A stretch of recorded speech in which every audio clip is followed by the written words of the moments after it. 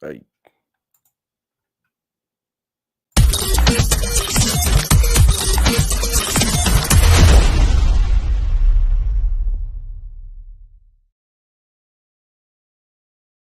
What's up? Good morning, everyone. How you doing? It's your boy Ryan Flowers, aka Clutch Sports Talk, and welcome to another edition of NFL Sunday Wake Up with me.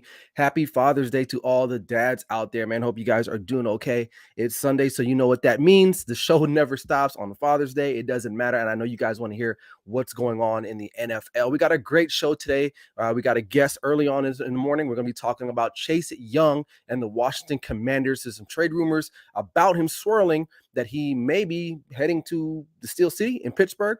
I'll have my guest, Sports PSP, aka Parnell, the host of the Commanders Demand podcast. He'll be stopping by shortly. Also, I want to touch base on the Stefon Diggs debacle or the stand-up that's happening between him and the front office and the coaching staff of the Buffalo Bills. Very funny events that happened this week that I have to kind of just dive in.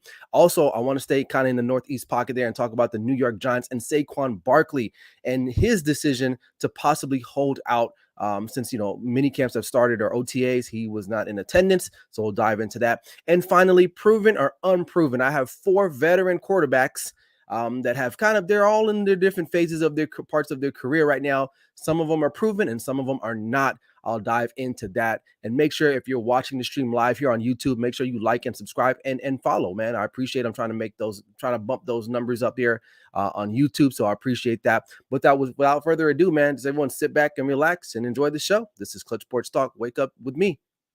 Let's go.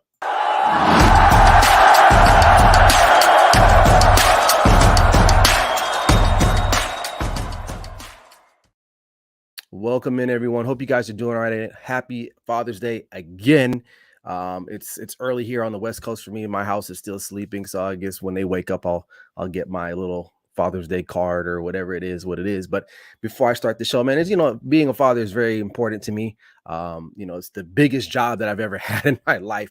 And those fathers out there that you know what it's like. So I commend all you brothers out there that are doing what you're doing, supporting your children, whether it's, financially, being there emotionally, whatever it is, man. Commend all the fathers out there. Special shout out to my dad, who's been in my life my whole entire life. So I got a big shoes to fill. So I'm hoping I'm doing that as well. And if you feel that way too, give your dad a call after the show's done and let him know how much you care about him and you love him. So happy Father's Day to all the dads out there. We already got some comments.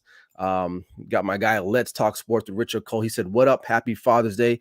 Same to you, Richard. I can't wait to be on your show in the next couple of weeks, man. Weeks. It'll be great." We got Patrick.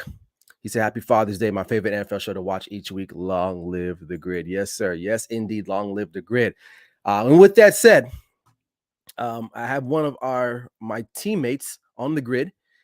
He is the host of 2 actually shows, right? He got Sports PSP, and then he's also the creator and founder of Commanders Demand. He is a Washington Commanders fan.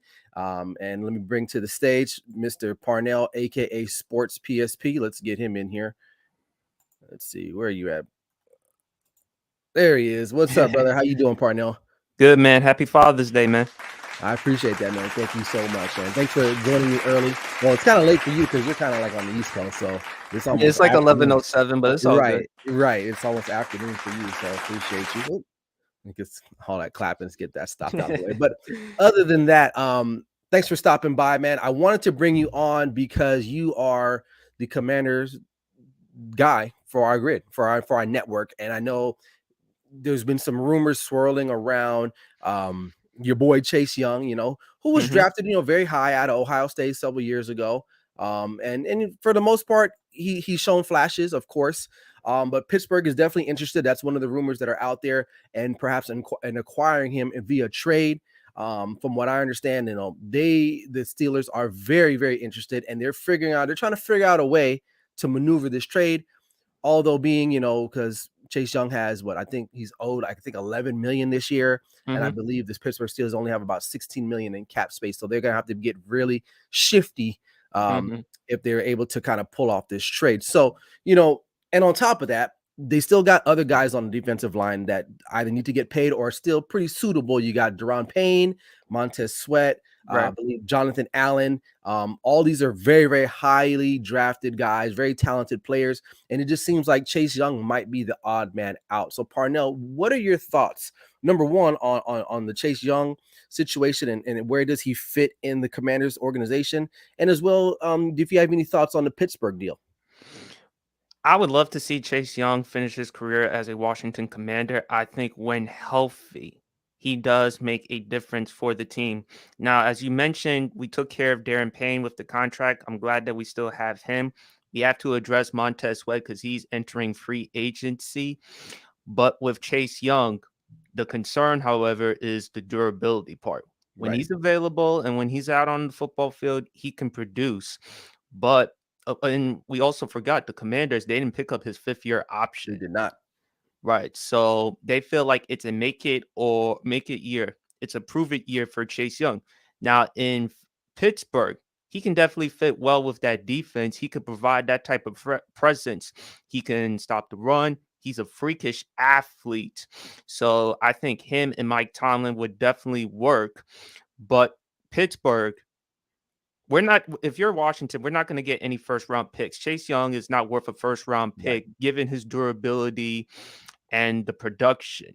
So what are we going to get if we're Washington?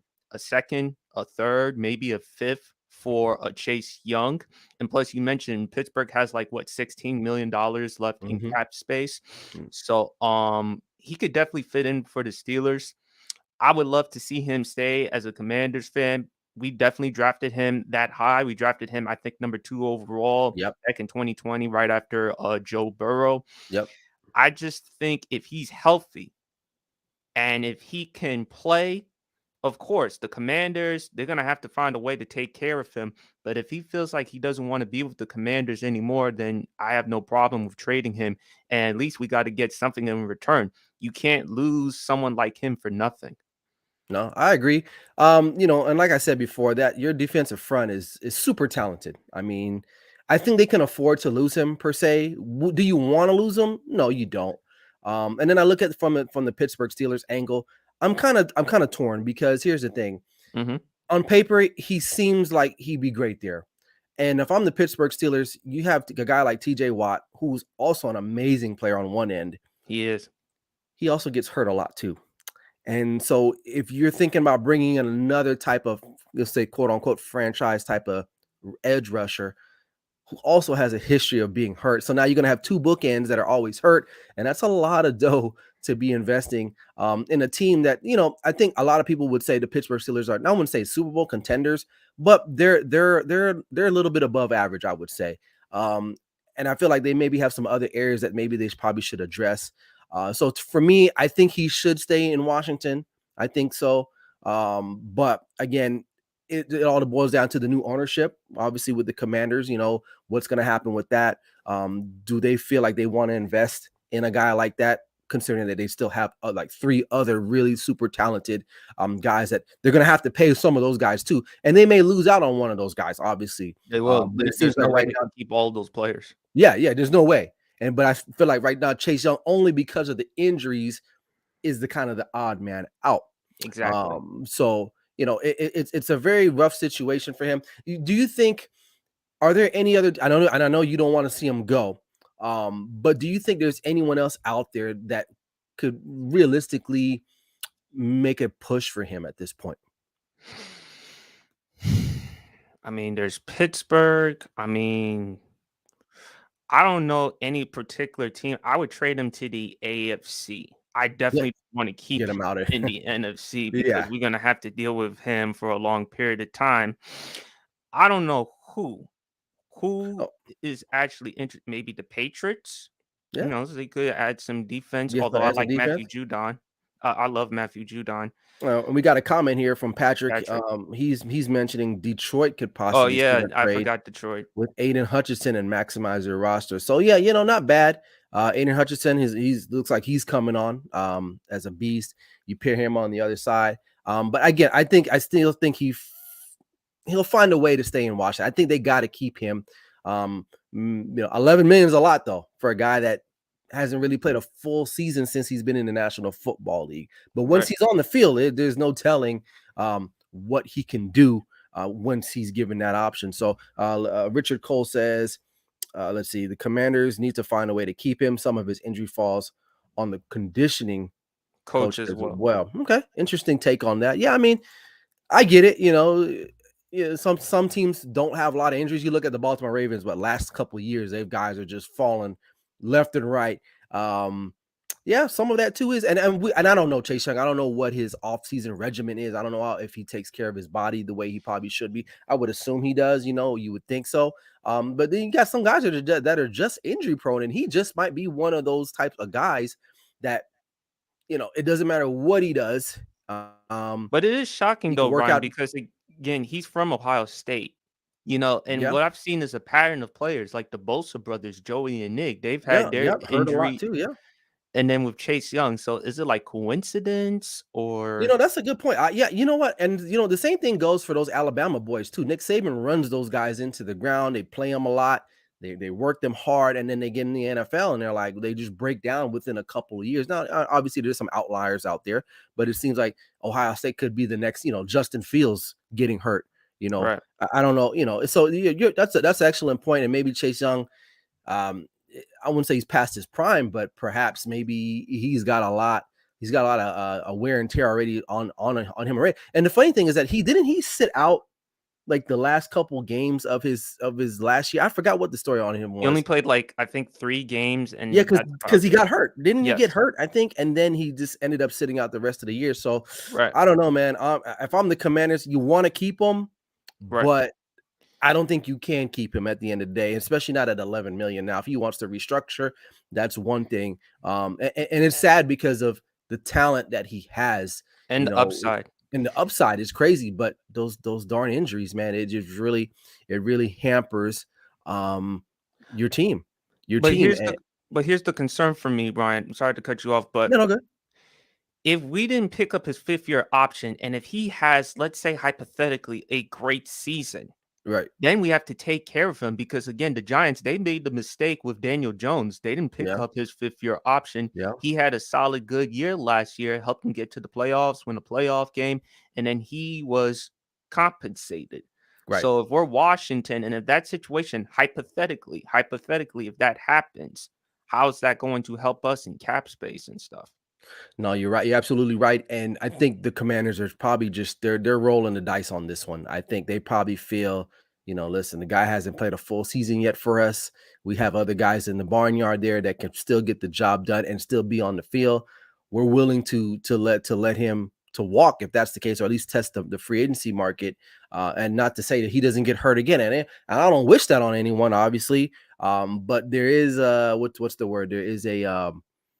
There's another precedence, but there is a pattern that Yeah. that that he's following. He has not been healthy completely since he's been in the league, and I think they're banking on that. So it's going to be an interesting situation. The Steelers, on paper, it seems good, right? When you read the newspapers, you throw Chase Young's name in Google or you search it up, the Steelers pop up immediately. I'm not a big fan of it again because of the injuries. Only if the money isn't what it is right now, and if it's Right. because it's over 10 million, so that's a lot of money to be investing in a guy. On top of that, like I said again, you got the other guy on the other end, TJ Watt, who's a phenomenal pro bowler, defensive, all defensive kind of guy. Defensive player um of the year. but defensive player of the year, thank you. But also gets hurt. So what if they're both hurt at the same time? It's like you can't get it. Honestly, it boils down to money for me when I think about this stuff. The fans that watch NFL casually, they think it's Madden, the Madden Ultimate Team. That's great, right? When you're playing video games, but in real life, Right. these guys got to be on the field, and if they're not on the field, man, it's like, what's the point? Right. So, but we'll have to wait and see what happens with him. But hey, Parnell, man, appreciate you coming on, man, and talking a little bit of Commanders. Once we get into some training camp stuff, we'll definitely have you back on so we can go full dive into the Washington Commanders and let everyone know, man, what's going on with you. Where can we find you at? And anything else about your world there. Oh, yes. As you all know, folks, Commanders Demand, the newest episode, Is It Possible, comes out. Basically, is just can Sam Howell be the future franchise quarterback for the Commanders or not? I'm still not sure about that. I've said on the show that they should tank the rest of the season and try to get Caleb Williams because Ryan, you and I, we've had this Oh, yes. discussion. They should make a splash. Yeah. And I feel like with new ownership, it's just time to move on from the old regime and replace it with the new regime. And also go check me out, Sports PSP, YouTube, Instagram, TikTok, Yeah. Facebook, several social media websites, just continue, man. And I'll continue coming up with great content. I have the latest episode on John Morant with the suspension, so go check it out. All right, man. I appreciate you stopping by, man. That's Sports PSP, everybody. Have a good day, man. You too, man. Happy Father's Day again, man. Appreciate it, man. Thanks a lot. All right, there he is, man. This guy, he's all over the let me get my layout correct here because it's all off whack, but sorry, y'all. There we go. He works a lot, man. This guy, he's on YouTube, TikTok. If something happens in sports, about 2 seconds later, he's got a video out. So, shout out to him. I appreciate him coming on, and make sure you guys check out his content. He's available on the Grid as well. So make sure if you haven't already, head over to the Grid Network and subscribe, man.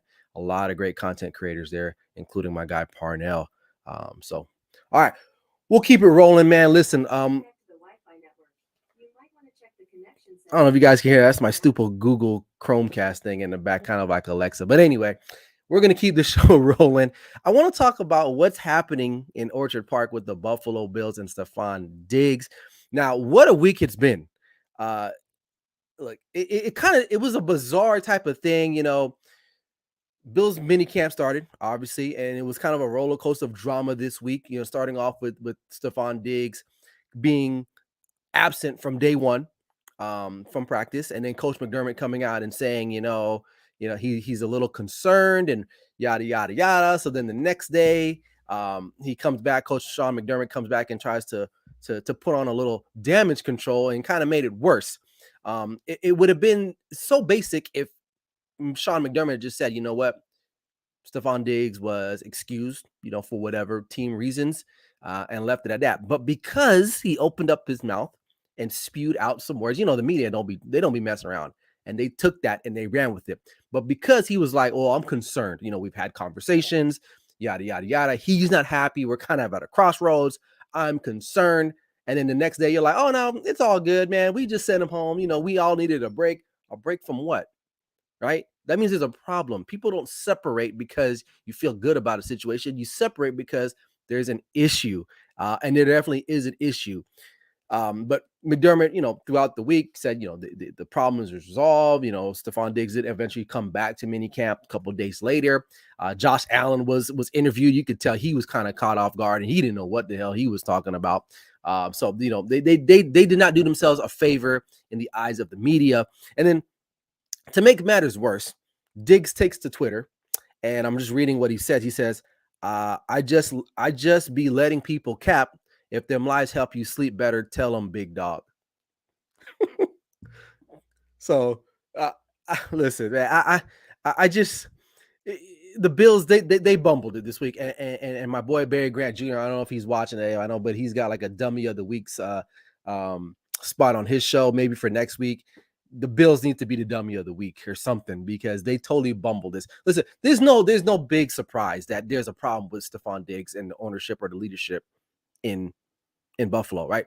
It was reported at first maybe he had problems with Ken Dorsey, the second-year offensive coordinator, who's now on the hot seat now, obviously, because the way how they finished last season, and but then that's kind of been quelled a little bit. So there's some type of problem. Stefon Diggs wants to be more involved in the offense somehow. I get it.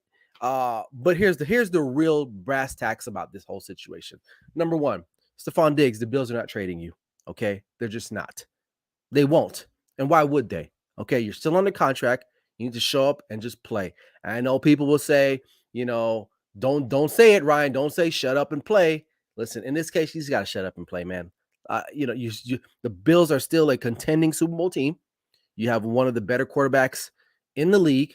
Your coach is pretty good, other than what he did this week, but everyone makes mistakes. I get it, right? But they're not trading you. You're too important to the team, right? You're the number one target for Josh Allen. And I know they've added some other pieces around the offense, but still, he's the guy there. Okay. And honestly, Diggs just needs to grow up. He's repeating the same pattern of behavior that got him out of Minnesota. He's kind of doing it now. Listen, I don't have a problem with guys being passionate and wanting to win. I'm all about that. I'm all for you trying to better yourself and be winners. Right. At the ultimate level in the National Football League, of course you want to win games, but you got to go about it a certain way. Okay. And he's not doing that. He's not doing that. And it seems like he's starting to whine a lot more and become unruly for no reason. You're being paid, you're getting compensated pretty fairly, I would say. I don't have the list up, but I would say he's probably one of the top highest paid receivers in the league now. And someone can fact check me if you can. I would say at least top 5. No, he can't be out of the top 10. Right. So you're being paid. I get it. You're coming up short. You're losing to the Chiefs. You're losing to the Bengals. Right. But at the end of the day, you're still on a good team. You're not on a crappy team. Okay. So, and the Bills, they're going to have to really get a hold of him quickly, or give him what he wants. Just cut him if that's the case. But I don't think they want to do that. I don't think they're there at that point yet. He still wants to play. He wants to win. He kind of reminds me a little bit of Dez Bryant, but maybe not so much. Dez Bryant wasn't as whiny as Stefon Diggs is. Dez Bryant was just an ultimate competitor. Okay. And he would get in your teammates' faces. He would, whine. I would say whine on the sidelines, but you can see the passion. Stefon Diggs sometimes comes off as just as like a ungrateful type of guy. And I don't know him personally, obviously. But again, he's repeating some of the same behavior that he's shown back in Minnesota that got him out of there. So I don't know what's going to take for him and the Buffalo Bills to kind of get on the same ground. But there's definitely a rift there. We're going to see how this pans out throughout the season, and we haven't even started training camp yet. Can you imagine when training camp starts, what's going to happen? I don't know. Richard Cole says Diggs whines uncontrollably. Oh, absolutely. Absolutely. Patrick Brown says, I believe the Diggs situation is more of an internal issue, possibly with the Ken Dorsey play calling. You know what? That could be part of it. Again, Ken Dorsey's on the hot seat as well. He's definitely on the hot seat as a second-year offensive coordinator. You went from Brian Daboll to Ken Dorsey. We'll see what happens there. Patrick Brown comes back and says Diggs is the 7th highest paid receiver so he's in the top 10, man. I mean, is he one of the top guys? I mean, he could be. I mean, he always say top 5. You got Justin Jefferson, Jamar Chase. Who else is out there off the top of my head? Cooper Kupp when he's healthy. Devontae Adams, of course. That's 4. You could probably slide Stefon Diggs in there, right? Top 5. Obviously, he's a talent. I'm not gonna say he's not a talent, but sometimes, man, it ain't worth it with the ego and the attitude and things of that nature. So we'll have to wait and see what happens with him in Buffalo. So, all right, we'll keep it rolling here. I want to talk about staying in the AFC, or not AFC, kind of in the East Coast time. The New York Giants, Saquon Barkley is reporting. It's reported that he may hold out. He may hold out and possibly not play for the Giants. Now, I don't think that's gonna completely happen, and I think there's some give and take on this situation, right? I get it. Saquon Barkley, he has every right to hold out. He's looking for a long-term contract, and I think he's trying to get that done by July 17th by the deadline. But the Giants do have some reservation, of course, as they should. This year, I believe he's going to be earning just a little bit above $10 million under the franchise tag. But then that's why Saquon is looking to secure a more long-term financial situation for him because, he's older. He's 26 now, I believe, or so like that, and has had several seasons ending with some injuries or has been affected by injuries. So he hasn't been on the field to play. So, yeah, my Google keeps going off. I'm going to have to unplug it for the next show, man. I don't know why it's doing that. But anyway, thanks for pointing that out, Richard. But yeah, so the Giants, listen, they don't want to pay running backs. Let's just be real. Most NFL teams do not want to pay running backs. And I get it. It's a very archaic type of position now. It's being rooted out, I would say. You still need a running back, but you don't actually need a top tier guy. Okay, so let's just listen to some of the stats that Saquon Barkley has put together in the last couple years, since 2019. So in 2019, he just barely made 1,000 yards rushing. Okay, and in the following season, he only played 2 games, so he was out. And then 2021 came back, hardly effective, only 593 yards and 2 touchdowns, and only averaged 3.7 yards a game. That's nothing. Okay. Now, he comes back last year, and of course, he is the focal point of the offense. He rushed for over 1,300 yards, 10 touchdowns, and had a 4.4 average yards per carry. So, of course, in his mind, he's like, hey, back up the Brinks truck because I performed for you guys. But if you look at his history, and listen, I'm all for guys getting paid. I understand it for sure. But if you look at it from a business standpoint, the Giants have two decisions that they have to make. Number one, you pay the guy because he is your offense. He's everything to the New York Giants. Okay. The second option is you don't pay him. He tests the market, he walks, and who's your offense? So, but if you pay him, he gets hurt, you're still screwed and you owe him money. So there's going to be some very unique negotiating tactics that are going to have to go down between the two parties, between Saquon and the New York Giants. I personally, this is my personal opinion, and it's no shot at Saquon. It's no shot at any running back in the National Football League. But let's just be real. You don't need a top tier running back to win a National Football League, to win a Super Bowl. You don't. I can't even name the last team that had, and quote me if I'm wrong. You guys let me know. Keep me honest in the comment section. What was the last team that had a legit guy at the running back position, like an Adrian Peterson type of guy? I can't think about it. You looked at the Chiefs last year. I always bring them up. Isaiah Pacheco. I get it. The guys like him don't come around often, but listen, they did it without him. Okay. The year before that, the Rams, who was their running back? They had a plethora of guys coming in and out. Okay. The year before that, again, the Chiefs, right? Leonard Fournette was part of the Buccaneers team that won it a couple years ago. So you don't need a top tier running back to win these games, especially if you have a balanced team. Now, again, this is the caveat. The Giants are not that balanced. You have I would say, a average to below average wide receiving core. Your quarterback got paid a lot of money, and people say, well, Daniel Jones got paid. Why can't the running back? Well, let's just be honest. Quarterbacks are more valuable to a team than a running back. But in this case, it's a little slightly different because it seems like Saquon Barkley is valued a little bit more, but do they want to give him that money? That's the problem. So can the Giants win without him? I don't know. I have no idea if they can. I don't think they can, but do they want to get hampered financially? Now, running backs, man, listen, that's a tough gig. If you have young sons or young men that want to play in the National Football League or have aspirations of playing football, listen, as a coach of football, don't let them play running back. I'm being honest here. Have them be a wide receiver, quarterback, DN, or a tackle. Those guys, those positions alone get paid. Running backs, this is not 1995 anymore, 1990, when you have running backs that run the team, right? I had a conversation with Richard Cole the other day. We were talking about this. You don't need those running backs anymore, unfortunately. And if you're a running back and you're in high school right now and you're listening to me, or however you get this show, change positions today. Do not be a running back. Okay. I get it. I mean, listen, you can do what you want to do, but if you want to get paid and you want to run into situations like this, unless you play for the Cowboys, Jerry Jones will pay you. You'll run into this problem. Be any other position than a running back. Patrick says, from reports as today, contract requests are reasonable. Todd Gurley had 2 good seasons and got hurt before the Super Bowl. Afterwards was the same guy. It wasn't the same guy. Oh yeah. Look, and Todd Gurley is still, I want to say 28, 29. Again, fact check me. He's still a young guy.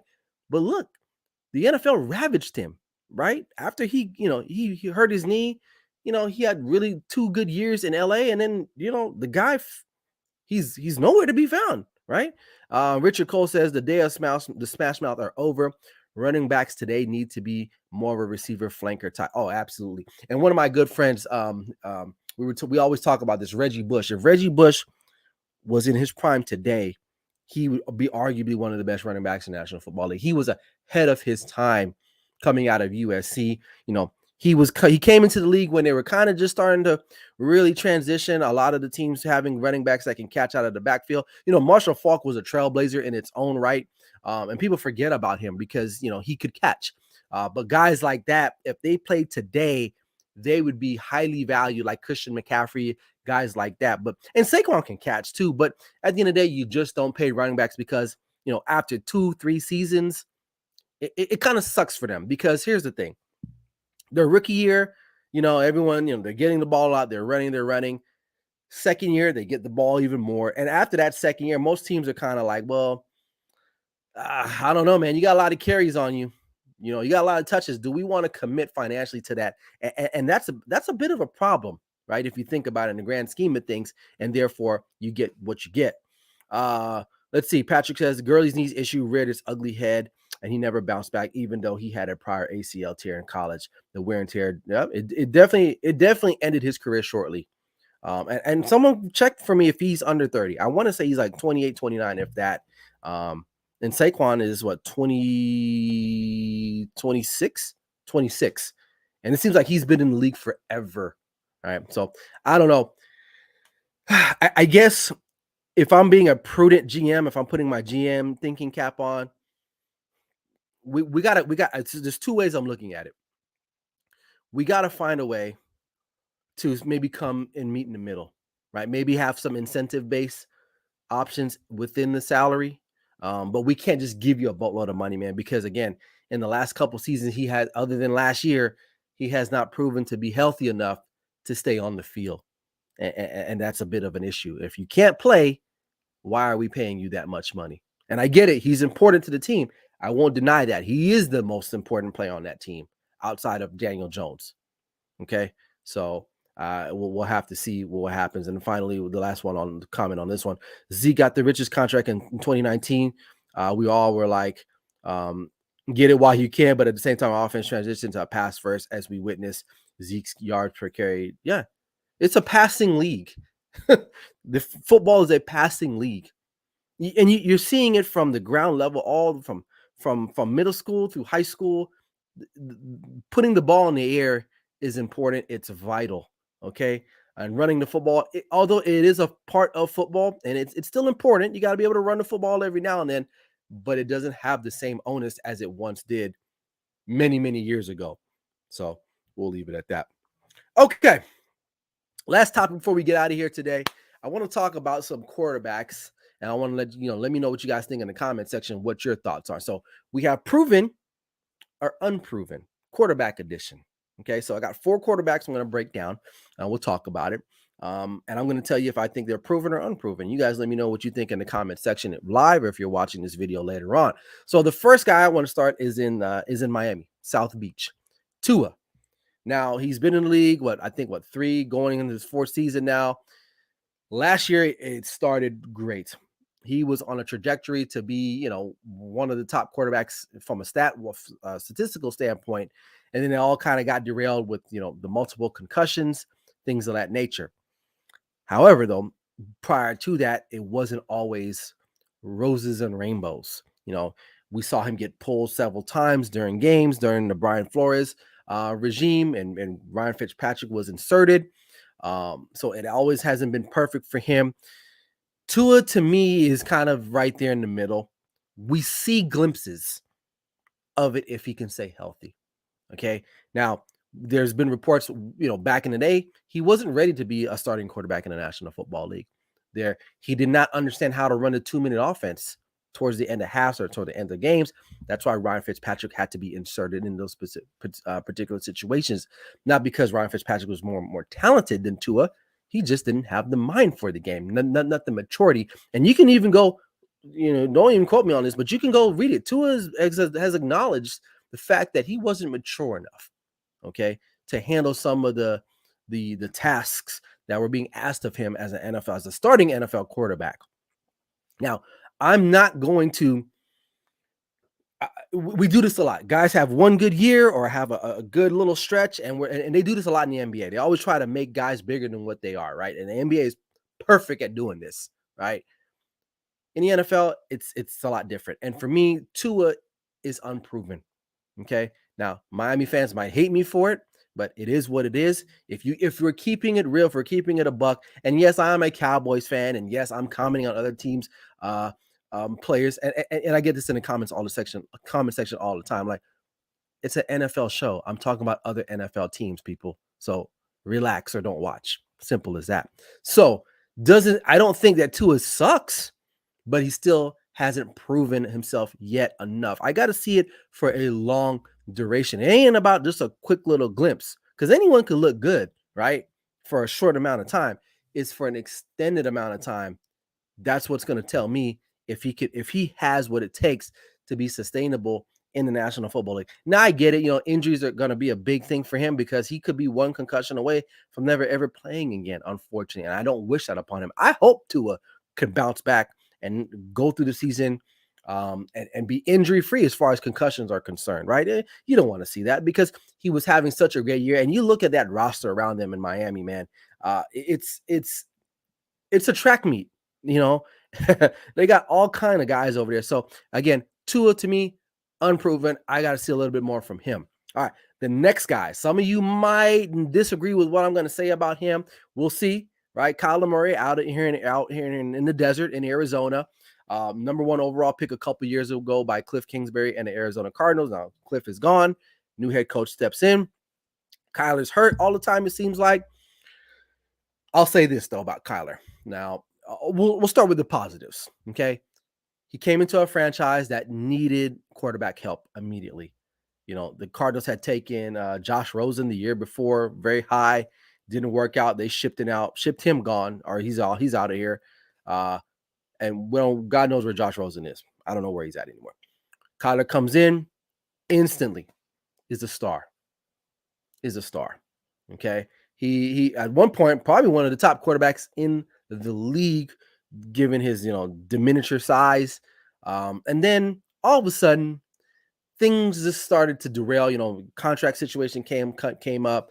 Cardinals put in this silly clause, not a silly clause, but they made it public that, in the clause in the contract, that he had to, watch a certain amount of film. Okay. Now, from a physical standpoint, ruling out his size, Kyler Murray's pretty good, right? Good arm, pretty accurate, mobile. The negative side is not a great leader. Has a little entitlement to him, obviously. When you're a top flight athlete, remember he's a top athlete in 2 sports, baseball and football, Heisman winner. You get a little bit of that entitlement, not willing to work hard enough. And that's kind of where he's at. He's at a crossroads right now in his career. But he's going to be battling back from a severe knee injury that may limit his mobility. And that's part of what makes him great. But I'll go out on a limb and say that he is a proven quarterback in the National Football League. He's won for a period of time, at least, he's won more than he's lost in the NFL, I would say. I'm not sure of his record, but I'm just saying from a standpoint of playing the quarterback position, he's a game changer. And I'll go on a limb and say he's proven. But, however, though, there's an asterisk.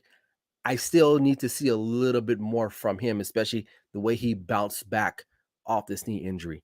This is going to say a lot about him. And this easy proven can quickly be turned to an unproven. But for the sake of argument, I'm going to say Kyler Murray is proven. Let me know what you guys think. So we got Patrick says Tua is unproven. Richard says Tua is unproven. And then Richard comes back and says Kyler is unproven. So, I get the argument for Kyler being unproven. Now, he still has some left to prove, but I think he's done a little bit more so much than what Tua has been able to do. Kyler came onto the scene and really lit it up for the Cardinals. I mean, they were one of the top teams in the NFC, while he was there before he got hurt. So we'll have to wait and see. All right. Another guy, this one could be easier. Some people, it could be straightforward. Geno Smith, Seattle. Now, Geno's been around for a while. He's been around for quite some time, drafted by the Jets. They kind of ruined his career a little bit. He heads to the Pacific Northwest, kind of waits it out. Russell Wilson leaves, enter Geno Smith. balls out, has the best year of his whole entire career. They give him the bag. The rest is history. This one's pretty simple to me. I think he's still unproven. Although he's been in the league, God knows, I don't know, 7, 8 years. It seems like he's been around for a while. He's still unproven as a starting quarterback in the National Football League because we only got one season of him. Now, if he comes back and produces in the same fashion that he had this last season, then maybe we can change that over. But again, it's not the NBA. I'm not going to just crown guys just because they have one solid year. You're going to have to show me again consistently, And Seattle, to me, they can be in the running for winning that division, the NFC West, for sure. Now people are, oh my God, really? The Niners are good, but Seattle is not that far off as well. So it's going to boil down to Geno Smith and what he can do. So to me, this one was pretty quick. Again, phenomenal season by Geno Smith, but we got to see a little bit more for him. And Richard Cole says he thinks he's proven. So me and Richard, we're at odds on some of these players. So we'll have to wait and see. But I like Geno. I like Seattle, but you got to give me one more year, man. You got to give me one more year as a starter, and then I can maybe formulate a better opinion about you. But right now, I gotta go with unproven. And then Patrick says Kyler Murray, unproven in my humble opinion, starts hot, finishes ice cold. And that's fair. And that's fair. I appreciate that. He said, Patrick also thinks he's proven. System fits Geno, skill set, plus we got to see the real Seattle offense under Geno versus Russell. So, all right, hey, that's what the comment section is for. Excuse me. I still think he's unproven, but we'll have to wait and see. That's what we got the season for next season. So we'll see. All right, the final guy. I think this to me, this one is an easy one too. Derek Carr. Listen, he got ousted out of here in Las Vegas as a Raider. He took a lot of blame. I'm not saying he's perfect. I'm not saying he was a world beater at quarterback, but when you play for the Raiders, the Cowboys, Yankees, the Lakers, these are very polarizing sports franchises, right? You get a lot of hate, you get a lot of love, depending on, what side of the fence you are or the side of the train tracks you're on. And the Raiders have not been a model franchise. A lot of turmoil, a lot of turnover, coaching wise. The owner, is the son of a Hall of Famer, Al Davis, a legendary owner. They had all these issues, last couple of years with the coach, John Gruden, the racial epithets and the slurs and all the emails, yada, yada, yada. You have the Henry Ruggs scenario, the Damon Arnett, all these things that are outside of football, right? But somehow, some way, Derek Carr shoulders the blame when the Raiders lose. Now, the head coach gets a lot of blame too now. But listen, Derek Carr is a pro. He never complains. He shows up, always says the right thing when he comes to the mic. In my opinion, this is a no-brainer. Derek Carr is a proven quarterback. He's a proven commodity in the league.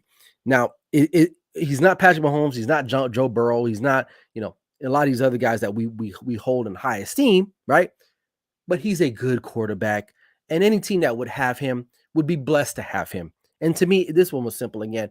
He's a proven quarterback. Again, is he perfect? No, he's not perfect. I get it. He's not perfect, but listen, he's better than some of your team's quarterback right now. And I maybe didn't like the fit, maybe with New Orleans, maybe he saw something there. But for sure, Derek Carr is a proven quarterback in the National Football League. So there you have it. I mean, listen, he went through like 500 coaches in Oakland and Las Vegas. Had to start early on in his career there. Big shoes to fill. When you go into that organization, whether you like the Raiders or not, that's a top team when it comes to with them being in the media and their fan base for sure. And Patrick, well, we finally agree on one here. He says, proven by fault due to changing of head coaches, coordinators, internal issues, and was the voice of reason. He was the one guy who kept that team afloat through all the BS. Absolutely. He was the only steady factor in that locker room during the tumultuous times that the Raiders have had the last couple seasons. And the way they kind of benched him, it was kind of whack, man. And I'm glad he got out of that situation because Raider fans don't deserve him. They don't. And they're going to find out quickly. Jimmy G probably won't even play the whole year. So we'll see how that goes. But appreciate you guys commenting, man.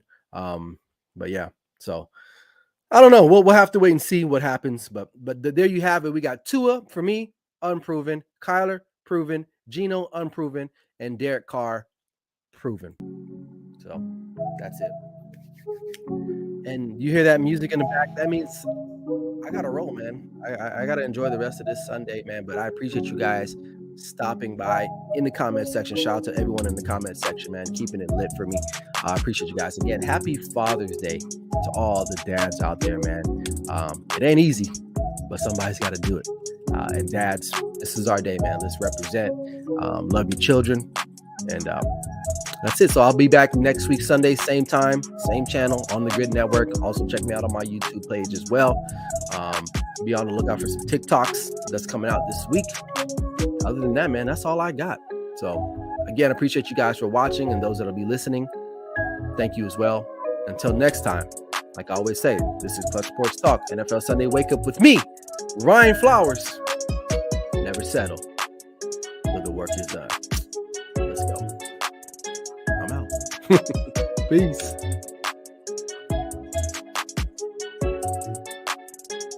NFL Sunday Wake Up presented by The Grid, the future in sports media content. Let everybody hear it. Let's go.